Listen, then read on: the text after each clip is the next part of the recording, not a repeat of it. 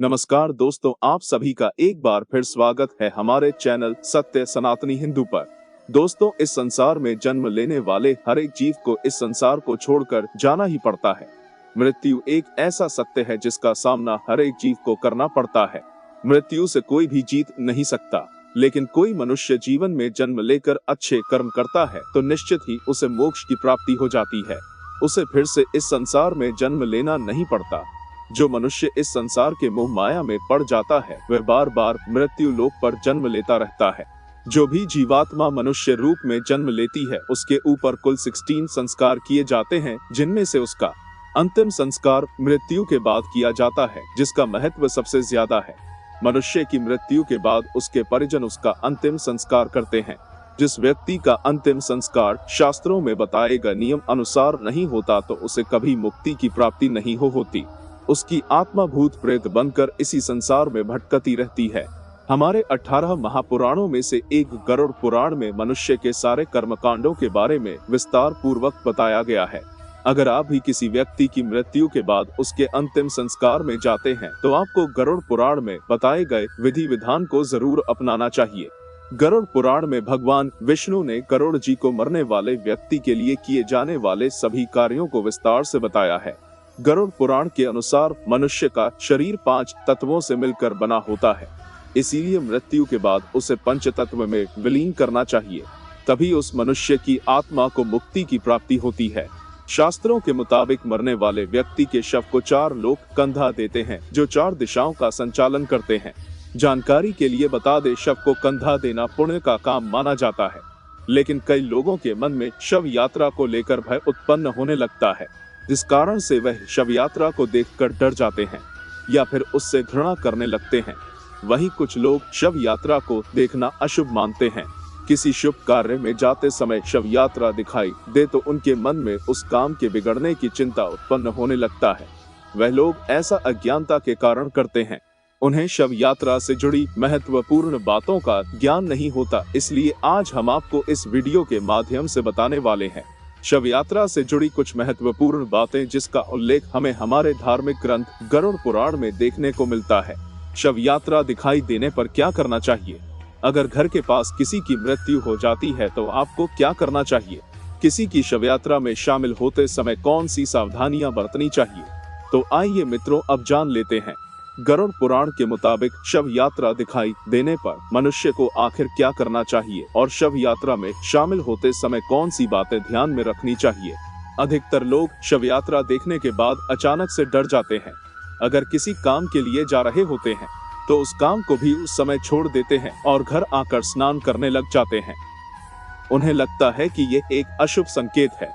उन्हें लगता है कि शव यात्रा दिखाई देने पर उनका काम बिगड़ सकता है, उन्हें उस काम में सफलता नहीं मिल सकती, इसीलिए वह घर पर आकर स्नान करने लगते हैं।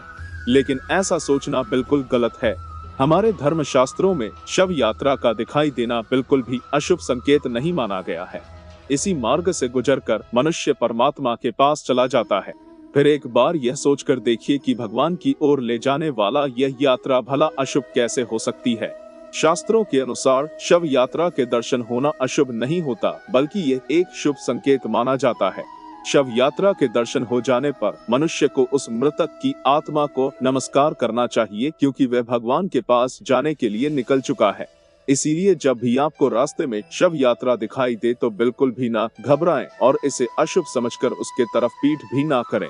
आपको उस समय परमात्मा को याद करते हुए मरने वाले की आत्मा की शांति के लिए प्रार्थना करनी चाहिए और राम के नाम का जाप करना चाहिए। शास्त्रों के मुताबिक अगर आप किसी काम के लिए जा रहे हैं और रास्ते में आपको शव यात्रा दिखाई दे तो समझ जाइए कि आपको उस कार्य में सफलता मिलने वाली है। यह एक शुभ संकेत माना गया है। शास्त्रों में बताया गया है कि शव यात्रा दिखाई देने पर कभी भी उल्लास नहीं करना चाहिए। कुछ लोग ऐसे होते हैं जो शव यात्रा देखने के बाद हंसी मजाक करने लगते हैं, जो बहुत ही गलत माना गया है। चाहे मरने वाला व्यक्ति आपका शत्रु ही क्यों न हो, आपको किसी की भी मृत्यु पर खुश नहीं होना चाहिए। हमारे शास्त्रों में यह भी उल्लेख है कि मृत्यु के बाद व्यक्ति ना तो आपका मित्र होता है और न ही आपका शत्रु। अगर रास्ते में शव यात्रा दिखाई दे और आपकी नजरों से वह यात्रा दूर न चली जाए, तब तक आपको मौन रहना चाहिए। आप जो भी कार्य कर रहे हैं जब भी आपके पास से कोई शव यात्रा गुजरे तो आप मौन धारण करके परमात्मा को याद करते हुए उस आत्मा की मुक्ति के लिए प्रार्थना करें और फिर से अपने कार्य में लग जाएं। अगर किसी सुहागन महिला यानी पति से पहले किसी पत्नी की मृत्यु होती है तो आपको उस समय उस स्त्री की शव यात्रा में सिंदूर गिराना चाहिए। जिस स्त्री को उसका पति कंधा देता है उसकी कभी अधोक्ति नहीं होती।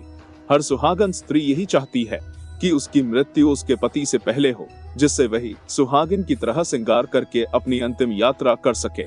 बता दें, किसी भी सुहागन स्त्री की शव यात्रा दिखाई देना बहुत ही शुभ संकेत माना जाता है।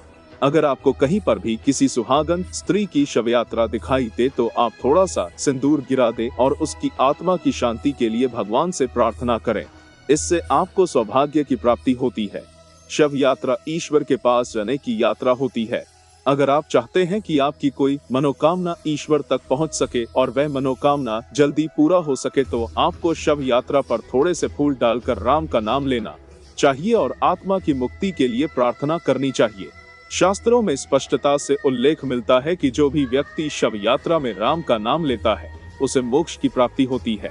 ऐसे व्यक्ति को भगवान के चरणों में जगह मिल जाती है। मित्रों, गरुड़ पुराण के मुताबिक किसी भी व्यक्ति की शव यात्रा में शामिल होना पुण्य का काम बताया गया है। शायद इस बात को बहुत कम लोग जानते होंगे कि जो भी व्यक्ति किसी की अंतिम शव यात्रा में शामिल होता है तो यह उसके पुण्य कर्मों में जुड़ जाता है। किसी मरने वाले व्यक्ति के शव को कंधा देना अच्छा काम होता है। एक शव को उसकी आखिरी मंजिल तक पहुंचाना पुण्य का काम बताया गया है।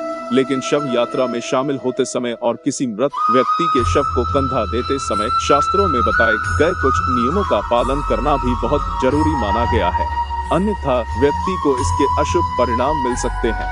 जन्म से लेकर मृत्यु तक किए जाने वाले सभी संस्कार शास्त्रों में बताए गए नियमों के अनुसार ही करनी चाहिए, तभी उसके शुभ फल की प्राप्ति होती है। तो आज के वीडियो में इतना ही। अगर आपको ये जानकारी अच्छी लगी हो तो दोस्तों वीडियो को लाइक और चैनल को सब्सक्राइब अवश्य करें, साथ ही बेल आइकॉन भी दबाएं। तब तक के लिए नमस्ते, धन्यवाद।